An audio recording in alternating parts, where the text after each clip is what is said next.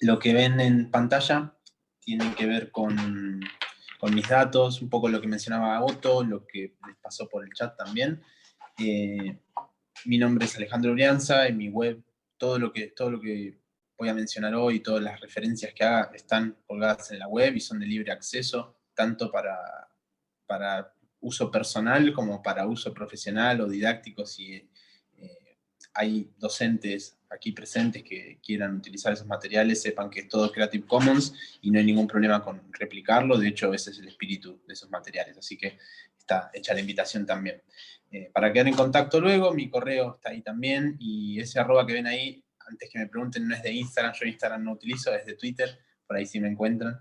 Y andamio.in es la web de la plataforma colaborativa, es una especie de colectivo en el cual me desempeño como encargado de todo lo que suena, ¿sí? Hacemos proyectos de artes electrónicas en general y lo que suena pasa por mis manos y por mis orejas. Como el tema del conversatorio y de estos ciclos de conversatorios en general es la escucha, el paisaje sonoro y demás, me parecía un poco redundante comenzar hablando de qué es el paisaje sonoro y todo eso, que son temas que ya tenemos una base sobre la cual estamos discutiendo. Aparte han hablado muy bien, esta curaduría que hace Otto de juntarnos, en este caso junto a Alejandro y Ana, creo que también amalgama muy bien estos temas. Entonces me parecía más importante arrancar trayéndoles una anécdota mía particular, o una serie de anécdotas que permiten linkear estos conceptos con el proyecto de paisajes sonoros subterráneos. Entonces me voy a permitir leerles una pequeña paginita que tengo acá, que dice: la voz de mi abuela discutiendo con mi mamá acerca de cómo servir la cena. Los pasos de mi abuelo yendo de un lado al otro y el chocarse de los platos al ponerlos él sobre la mesa. El descorchar de un vino, el televisor a lo lejos, que proviene de la cocina, junto con la voz de mi abuela. En la calle, algunas demostraciones precoces de pirotecnia entremezcladas con los autos que parecen apurados por llegar a tiempo a sus casas. Esto que les acabo de leer es un paisaje sonoro, es un recuerdo sonoro de mi infancia, ¿sí? Particularmente de las navidades de mi infancia. Ahora estamos un poco en clima, en época ya también, pero así sonaban las navidades de mi infancia, cuando yo tenía 3, 4 años y pasábamos las navidades en la casa de mi abuela. Y si se fijan, todo lo que relaté son cosas sonoras. Esto a mí me pasó desde siempre, ¿sí? Se sabe que hay gente que tiene mayor predisposición hacia lo visual, un poco de esto hablaba Alejandro también hace un rato.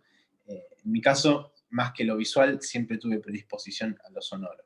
Les voy a mostrar una pequeña foto para que se imaginen el lugar y para que se imaginen a la persona. Ese soy yo en ese espacio que les comentaba. La voy a sacar pronto porque me da un poco de pudor.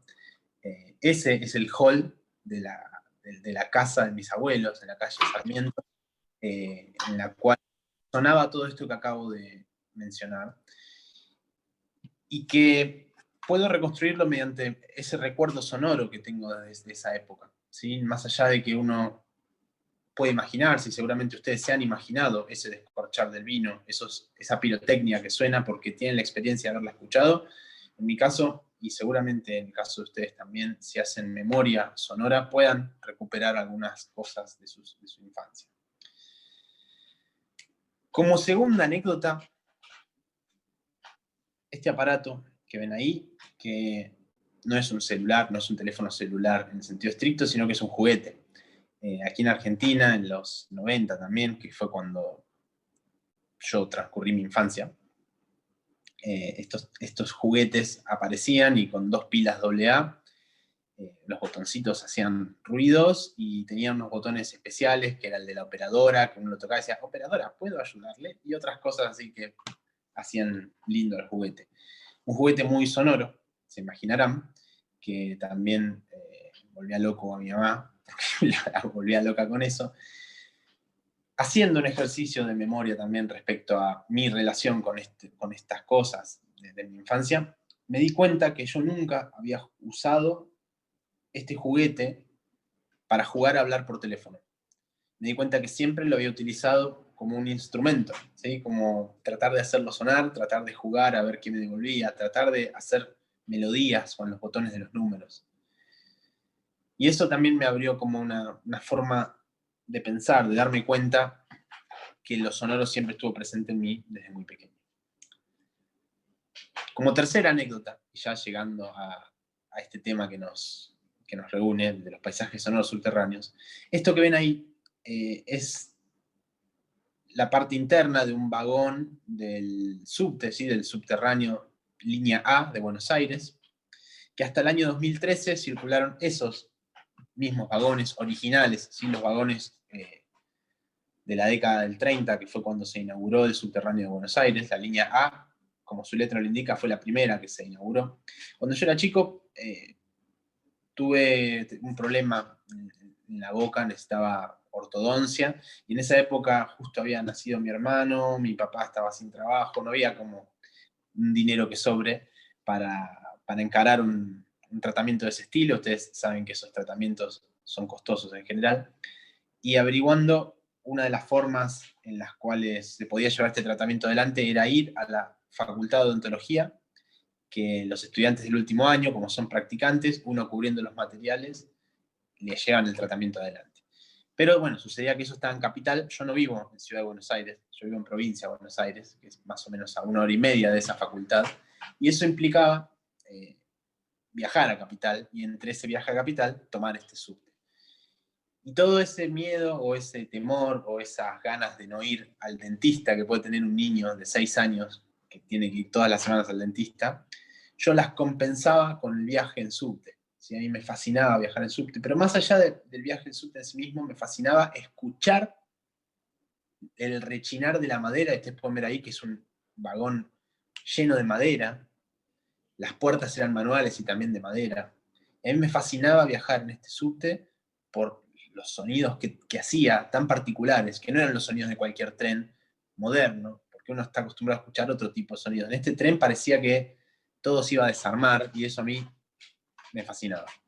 Entonces, haciendo como una recopilación de estas anécdotas, es que yo me doy cuenta, o un poco obligándome a pensar por qué llegué a este proyecto, ¿no? De los paisajes sonoros subterráneos, me doy cuenta que de una u otra forma siempre estuve pensando al sonido, y siempre estuve ligado a este sonido tan particular que tienen los trenes que van por debajo de la tierra. Esto se convirtió en el proyecto Paisajes Sonoros Subterráneos, que comenzó en el año 2015 y sigue actualmente, y que consiste en el registro de la sonoridad de distintas ciudades del mundo mediante sus sistemas de metros y de subtes.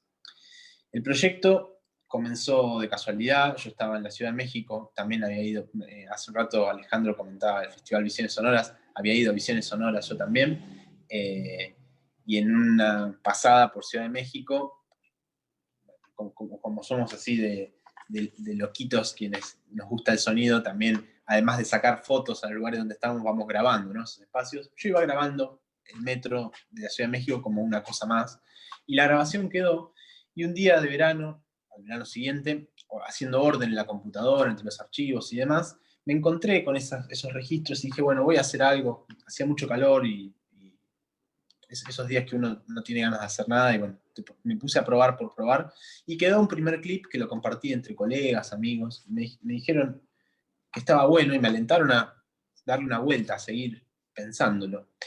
Y eso hice. Particularmente me propuse ver qué se podía hacer con eso, y empecé a grabar luego en otras ciudades, eh, luego sistematizando sí un poco más la metodología, como ahora en un momento les voy a comentar. El proyecto comenzó así, les decía, grabando esas ciudades, pero luego se convirtió en una especie de plataforma que permitió también virar hacia otros lugares, y un poco conecto en lo que mencionó también Ana y lo que comentaba Alejandro respecto a la gestión y las formas de subsistencia de los proyectos. En mi caso, el proyecto sirvió también para visibilizar, por un lado, el interés en los paisajes sonoros, y por otro lado, las posibilidades de creación técnica que no son tan complejas como alguien que no está en temas se las puede imaginar, y me permitió brindar una serie de charlas, talleres y demás. Tengo acá algunos antecedentes. Esto fue en el año 2018 en Medellín, en el Parque Explora, en Colombia, donde me propusieron hacer un recorte a 4 metros latinoamericanos para poder hablar en profundidad de esas 4 ciudades.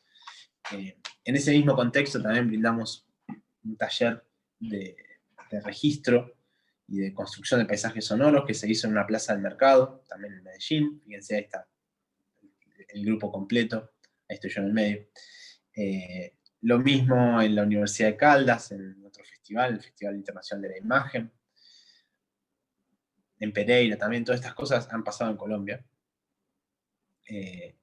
En CIESPAL, el Media Lab CIESPAL en Quito, en la ciudad de Quito, también dimos un taller que se llamó Redescubriendo los Espacios Urbanos, que tiene como lógica el andamiaje del proyecto de paisajes sonoros subterráneos, porque la idea es transferir esas metodologías a cualquier espacio urbano posible. Entonces, sirvió mucho la existencia del proyecto, porque una cosa visibiliza a la otra, y ya cuando está funcionando se arma como una especie de rueda en donde funciona el portfolio y se va moviendo la cosa, ¿no? Bueno, en Rosario, y particularmente este que fue el último presencial que se dio, que fue en Panamá. Bueno, acá está presente por ahí Mara Alzamora, con quien íbamos a compartir este evento que se llama,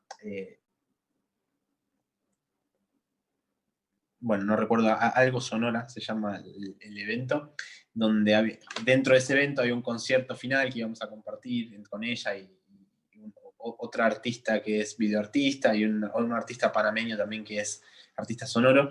Y dentro de ese Expansión Sonora, ahí está en la parte de abajo del flyer, no lo había visto, dentro de Expansión Sonora también se daba este taller, que lo daba yo, en el cual comenzó presencial, la pandemia se declaró en el medio y terminó virtual.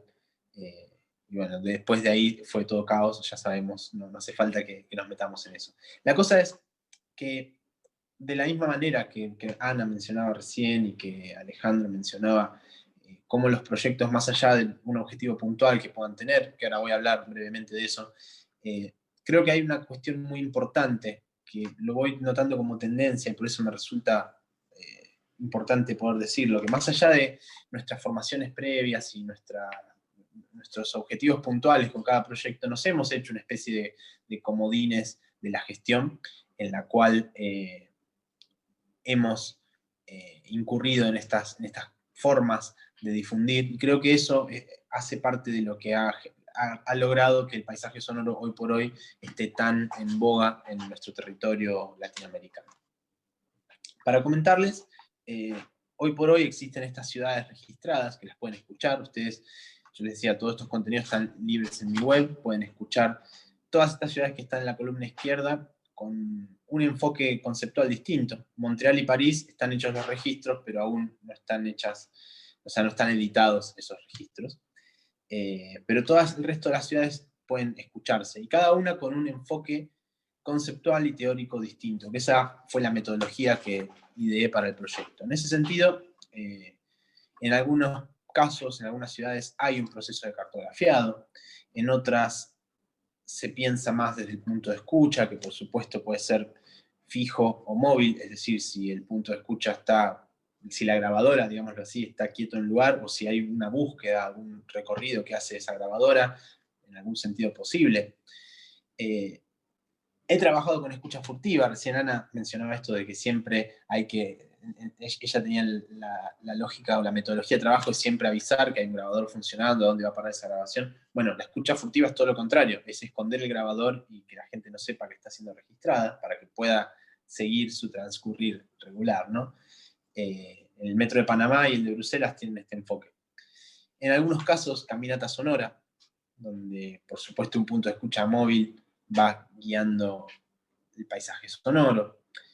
Trabajo con vococentrismo y verbocentrismo, es decir, cuando la voz está en un primer plano y cuando la palabra está en un primer plano, que eso a veces, bueno, la barrera entre el vococentrismo y el verbocentrismo es el idioma, ¿sí? Uno puede reconocer a veces una voz, pero no entender lo que está diciendo esa voz. Bueno, esa es la barrera entre el voco y el verbocentrismo. Y luego recursos que vienen de otras ramas, como la elipsis, por ejemplo, cuando uno hace un corte y empalma dos fragmentos que no necesariamente están juntos, pero que funcionan de manera orgánica. ¿Sí? Todos estos recursos y tal vez algunos otros que no están, que son más específicos y que no están acá nombrados, son los que pongo en juego de manera conceptual en cada ciudad, tratando de que cada ciudad siempre inaugure un recurso nuevo, para no ser repetitivo y también para que cada ciudad, más allá de la sonoridad particular que presenta, tenga una reflexión teórica que esté por detrás. Bueno, eso me permite también ir por otros lados, como poder desarrollar teóricamente qué sucede en esas ciudades. Gracias, Otto, por la guía ahí de los minutos. Me gustaría mostrarles en estos breves minutos que quedan, por ejemplo, cómo ha sido un proceso de cartografiado que realicé aquí en la Ciudad de Buenos Aires, donde a partir del plano de evacuación lo que hice fue calcar este plano, y a partir de una secuencia animada pude traer los rojitos y el punto de escucha. Estos espacios han sido cartografiados de esta manera, y si van al registro online de cada uno de estos, bueno, en este caso de la Ciudad de Buenos Aires, van a poder escuchar qué sucede en ese punto rojo, que son los sonidos aislados que acompañan ese paisaje sonoro, ¿sí? Como les decía, estas son las ciudades que están disponibles, y bueno, nada, me gustaría extenderles la invitación a que puedan luego darle una escuchada a alguna. Por ahí, si ven alguna que ya han visitado, esa es una buena forma de entrarle al proyecto. Y si no, puedo compartirles luego, podemos hacerlo vía Otto, o puedo buscarlo rápidamente y pasarlo por el chat. Hay un artículo de investigación que fue publicado en el año 2016, cuando había, creo que 4 o 5 ciudades grabadas, y están mis intenciones que esto se convierta en un libro, que es mitad la reflexión de las ciudades y otra mitad cuestiones técnicas, ¿sí? Sobre micrófonos, sobre equipos de grabación, sobre cómo organizar un espacio de trabajo en un editor multipista para poder trabajar y demás, que son artículos que están también en mi web, porque ya los he liberado de a poquito, porque como les decía, la idea es que todo eso circule y sea comunitario. La idea es poder generar una especie de material que sirva para que cualquier persona que tenga interés en meterse en el paisaje sonoro tenga lo básico de lo técnico por un lado, y tenga lo básico de distintos enfoques conceptuales para poder entrarle a cualquier idea que se le pueda ocurrir. Así que, sin más, les dejo el lugar a ustedes, bueno, como estaba haciendo Otto, que abre el lugar a preguntas, a impresiones, a comentarios, para que podamos debatir un ratito. Muchas gracias. Muchas gracias, Alejandro. Pues sí, abrimos entonces el espacio al debate, a preguntas, comentarios, inclusive impresiones, no tienen por qué preguntar. Y le damos la palabra a Adelina. Hola, ¿me escuchan? Sí, perfecto. Hola, Alejandro, mucho gusto. Soy Adelina de México. Un gusto, Adelina. Pues mira, tu proyecto me parece muy bueno, está súper interesante. Yo había pensado algo así con unas grabaciones que tengo de... Hace un año estuve en España y en Francia, y yo la verdad no he realizado casi nada de paisaje sonoro, pero me llamaba mucho la atención, y además siempre con esa idea de, dices tú, de los que estamos medios loquitos, me fui grabando desde el avión. Tengo fragmentos de aquí del aeropuerto en México, de cuando llegué a Madrid, del Renfe en Madrid también parece que tengo ahí algo. Y luego el avión que tomé a Niza, de ahí de Madrid. Y bueno, ahí tengo esos registros, y yo no he hecho nada, supuestamente yo iba a hacer una obra con eso, pero no estaba considerando como tal el paisaje. Entonces creo que con tu charla me ha dado un panorama más amplio de lo que podría hacer o compartir o colaborar a lo mejor para esto que comentas. Y si en algún momento pues se hace algún proyecto que haya que colaborar con sonidos, pues igual cuentas con los que tengo, si quieres. Y bueno, pues me parece muy, muy magnífica idea. Me gusta mucho esta cuestión también de ubicar en dónde está sonando. los mapas. Y pues te felicito, me encanta tu trabajo. Bueno, muchas gracias, Adelina.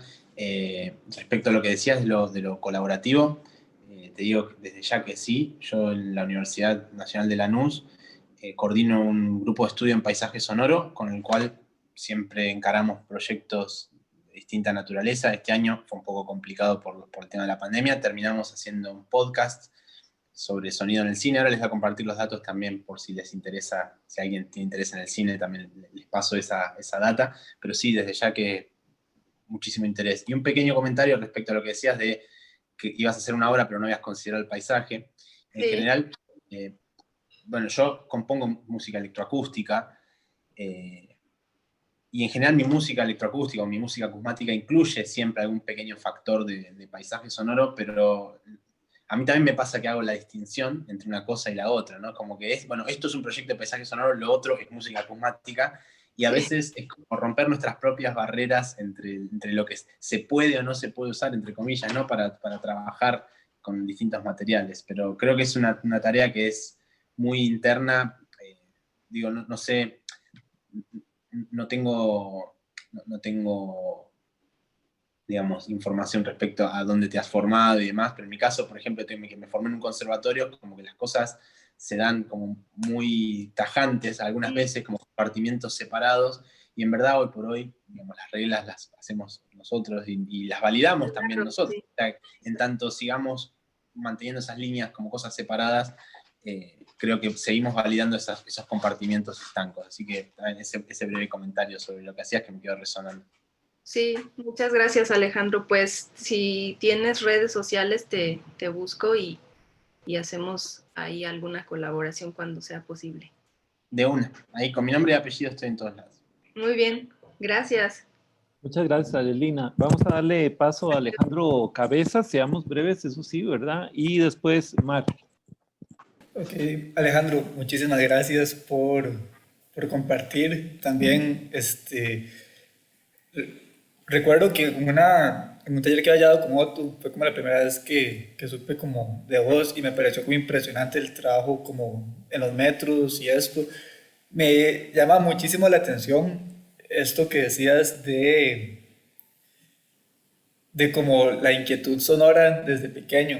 Creo como que sí, o sea, me identifico mucho con eso y también creo que es algo que se puede estimular también a través de la memoria, ¿verdad? Como que de repente muchas personas pueden haber tenido esta inquietud o estas cosas, simplemente no han tomado conciencia de que era algo importante en sus vidas, hasta tal vez en algún momento que uno lo pregunte o así, como este paisaje que nos narraste. No sé, me parece que su naturaleza sonora puede calar en muchas personas. La verdad, si tan solo lo leyeran, podrían identificarse con los sonidos y hacer un puente. Me parece muy bonito. También esto de los procesos que has explorado, me parece como súper interesante, como que cada lugar que has ido, como que le has dado como ha sido una exploración distinta, como de distintas escuchas. Perdón, tengo una pregunta solamente como por inquietud personal y es una cuestión sobre ética. No sé, creo que pasa ahí. Igual lo he hecho con esto de la escucha furitiva. Creo que ha sido la única forma en la que he logrado grabar dentro de una iglesia, digamos. Una vez me descubrieron y me sacaron, pero igual también dentro de un tren, así. Pero no sé, quería saber como qué tu opinión respecto a eso. Y Bien. también quería agradecerte ya para terminar el comentario sobre la bibliografía que has generado sobre grabación y todo esto, que de fijo voy a consultar en tu página. Bien, bueno, te contesto también brevemente para no ocupar muchos minutos. Igualmente, nada, todo comentario que quedemos en contacto luego lo podemos hacer por otras vías y no hay ningún problema por eso tampoco. En general, el derecho de imagen está muy legislado y el derecho de sonido, por así decirlo, no. Así que por un lado, no hay posibilidad de que nada pase si hay una voz que aparece y se entiende lo que está diciendo, no hay posibilidad de que nada pase. Por otro lado, igualmente, desde un lado ético, yo tengo una postura con eso y no me gusta tampoco exponer ninguna conversación ni nada. Por eso precisamente, por ejemplo, si escuchan el metro de Bruselas, que es donde hay escucha furtiva, hay una conversación, yo juego con enmascarar esa conversación y que no se termine de entender. O sea, por un lado está en francés la conversación, así que hay una barrera idiomática para quienes no comprendan francés, va a ser imposible de descifrar por una cuestión de una barrera de lenguaje. Pero por otro lado, si alguien llega a entender francés, yo el plano de esa grabación, bueno, las grabaciones no son registros únicos, sino que hay mucha grabación y hay mucha postproducción en cada una de estas ciudades, con lo cual yo tengo capas, y, bueno, o sea, muchos canales sonando a la vez, y puedo jugar con enmascarar o poner en distintos planos esas voces. Y en general cuando tengo escucha furtiva, más allá de que yo en mi casa pueda solear el canal y escuchar perfectamente lo que están diciendo, trato de enmascarar esos sonidos para precisamente jugar más con el vococentrismo que con el verbocentrismo y no exponer ninguna grabación. Digamos, por más que no haya información sensible, esa es mi postura ética. Esa sería la respuesta. Claro, gracias. Sí, es una interrogante que me jode a mí bastante a veces porque estoy grabando algo y escucho ahí como me siento un poco invasor, pero es necesario también a veces. Bien. Ok, Mar. Hola Alejandro, qué gusto verte después de esa actividad prepandémica. Bueno, ahora que estás hablando del metro, yo hace muchos años había empezado un proyecto y que comenzó intuitivamente sobre el tranvía en la ciudad de Panamá. Y ese inicio fue muy intuitivo porque lo hice a partir de conversaciones que había tenido con mis abuelos, etcétera, pero nada basado en historia, nada basado en mucha teoría ni nada. Simplemente me tiré a la ciudad. Pero este año inicié una maestría en artes contemporáneas y en una de mis clases decidí como retomar ese proyecto y me puse a estudiar un poco más de historia, etcétera. Pero bueno, este lugar es un lugar perdido de la ciudad, no hay registro sonoro, no hay videos, fue al inicio de los años 1900. Entonces mi pregunta hacia ti es cuál es tu approach cuando te encuentras pues, con estos lugares perdidos en la ciudad o en cualquier lado, en cuanto a la parte sonora, porque sí, están las narraciones, pero el sonido en sí no existe, no ha sido documentado. Entonces, ¿cómo tú te enfrentas sonoramente a una situación como esa? Bueno, creo que en esos casos es absolutamente válido, o sea, no como documental en un sentido estricto, pero sí como reflexivo, y reflexivo no en el sentido de reflexionar, sino de reflejar una realidad que existió. Esto lo tomo de un teórico audiovisual que es Bill Nichols, que habla sobre el sentido del material documental como tal, que uno se puede valer de recursos de reconstrucción artificial para evidenciar ciertos procesos que son indocumentables hoy por hoy, pero que uno quiere reflejarlos. Entonces, en ese sentido, creo que es absolutamente válido reconstruir de manera artificial, ya sea con otros tranvías, y sí de la manera más fiel posible, o sea, investigar de qué marca eran esos trenes, si esos trenes, el proveedor de esos trenes puso más tranvías iguales en otros puntos del planeta, si esos otros trenes siguen existiendo y si pueden registrarse hoy en día, y esos motores sonaran iguales a los que sonaban en tu ciudad. Creo que hay un trabajo arqueológico de otro tipo que se puede hacer para intentar reconstruir esas situaciones y que es muy interesante también. En ese sentido, me gustaría recomendar una película que se llama Tren Paraguay, que es de un director paraguayo que lo que hace es precisamente mediante entrevistas y reconstrucciones artificiales relata el hecho de que el tren dejó de pasar por la ciudad, o sea, el tren dejó de funcionar. Sin embargo, toda la gente del pueblo, como el tren cada vez que llegaba era un evento, de esos pueblos del interior, ¿no? de los países donde eso se convertía en un evento, porque venían una vez a la semana y venían las provisiones, quienes vendían cosas o comida podían acercarse a la estación y venderle a quienes viajaban y demás. Todas esas personas siguen recordando cómo era eso, y a partir de entrevistas y demás, hay una aproximación que es parecida a lo que vos estás planteando. Es algo que ya no pasa más, que está indocumentado porque es de hace muchos años, pero a través del contacto con personas que sí lo vivieron y tal vez con un contacto más técnico de cómo eran esos esos trenes y cómo eran esas estaciones y demás, se puede hacer una especie de reconstrucción. Yo opto mucho por ese trabajo de arqueología sonora en ese sentido. Gracias. Muchas gracias, Alejandro. Cerramos este bloque con Priscila, pero yo antes me gustaría también preguntarte si ya en los años 70 un cineasta muy importante colombiano, Mayolo, había hablado de la pornomiseria, ¿no? Y de todo el concepto del tema del porno sonoro con respecto a ciertas fundaciones o ciertas instituciones que querían tener registros documentales de Latinoamérica o Centroamérica, básicamente basándose en la pobreza y en la miseria y en indigencia, ¿no? Entonces yo te preguntaría si has hecho grabaciones en Europa y en Latinoamérica, no sé si en Centroamérica, ¿cómo son esos espacios que Mara Ogué dice que son no lugares en Europa y que me gustaría saber qué piensas de esos lugares en Latinoamérica, ¿verdad? Y cómo enfrentarse éticamente a esos registros de la gente que entra de manera, digamos, diferente en Europa a un metro a vender y a hacer sus sonidos. Y, por ejemplo, en México es de manera muy evidente quienes hacen sonido dentro de un vagón, ¿verdad? Y cómo registrarlos y cómo anteponerse ante esas proyecciones sonoras, que indudablemente si estamos hablando de paisaje sonoro, pues el ambiente, el entorno, habla de proyecciones sociales, políticas, económicas y sociales, ¿no? Culturales. Bien, es súper interesante, Otto, lo que traes, porque yo además eso lo vinculo mucho con el concepto de identidad. Creo que hay, y en esto hablo un poco en un artículo que también les puedo compartir, que tiene que ver con, no importa qué tan distantes estén las ciudades estas de Latinoamérica, comparten un montón de cosas por ser Latinoamérica. Y las ciudades europeas, por más que estén en distintos lugares, por más que sean distintos idiomas, también comparten entre sí cosas por ser europeas.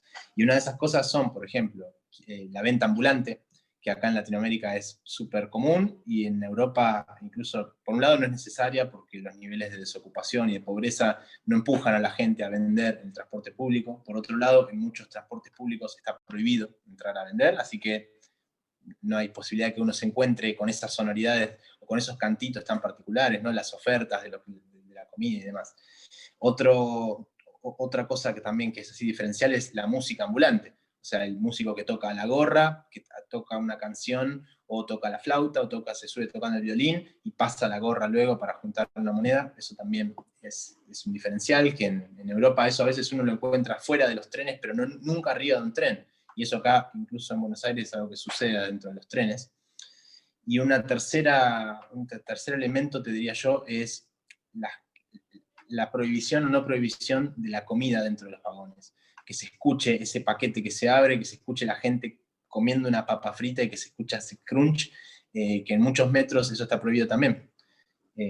Entonces hay cuestiones que tienen que ver, como decías vos, ¿no? Con lo sociopolítico y también con la impronta, con la idiosincrasia, ¿no? De cada ciudad, que lleva a esa sociedad a meterse dentro de un metro y ser igualmente esa sociedad que come en el tren, que toca la guitarra arriba del tren y que vende alfajores arriba de un tren, y hay otras sociedades que eso no lo hacen, y que tal vez ni siquiera entablan conversaciones. Digo, no tuve la suerte de hacer registro en el metro de una ciudad asiática como Tokio, pero tengo un amigo que vive allá y me dice, acá la gente no habla en el transporte público, porque se considera falta de respeto, y eso es algo que nosotros no concebimos, y bueno, son esas sociedades retratadas dentro de sus transportes públicos, que es un poco la idea del proyecto.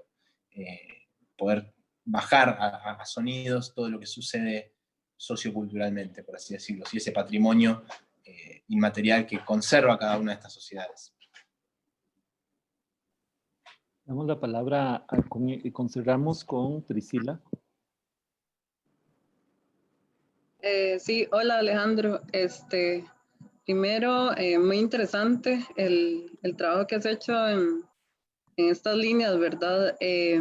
Tengo una curiosidad primero. Bueno, primero decirte que viví unos meses de mi vida en Buenos Aires y si bien pues es una ciudad bastante particular dentro de su sonoridad, Me trae muchísimas memorias escuchar, bueno, recordar sonidos de las líneas del subte, ¿verdad? Es súper, súper como identitario, me parece. Y mi curiosidad va como en el sentido de cómo te acercas a estos lugares a grabar, digamos, con qué oídos y y digamos, en cuestión de metodología, cómo te acercas a estos lugares a grabar y si en algún momento, digamos, como le pasó a Ale, al otro Ale, te has topado con algún impedimento, no sé, legal o de este tipo, como por estar grabando en estos espacios. Bueno, yo lo que hago siempre es tratar de viajar al menos un rato. O sea, trato de subirme al tren y viajar de una cabecera a la otra, o sea, con un solo boleto sin bajarme, viajo mucho, como para escuchar primero qué es lo que está pasando. Y bueno, yo viajo con una grabadora H5, que digamos, no es pequeña, pero no es enorme, pero se ve.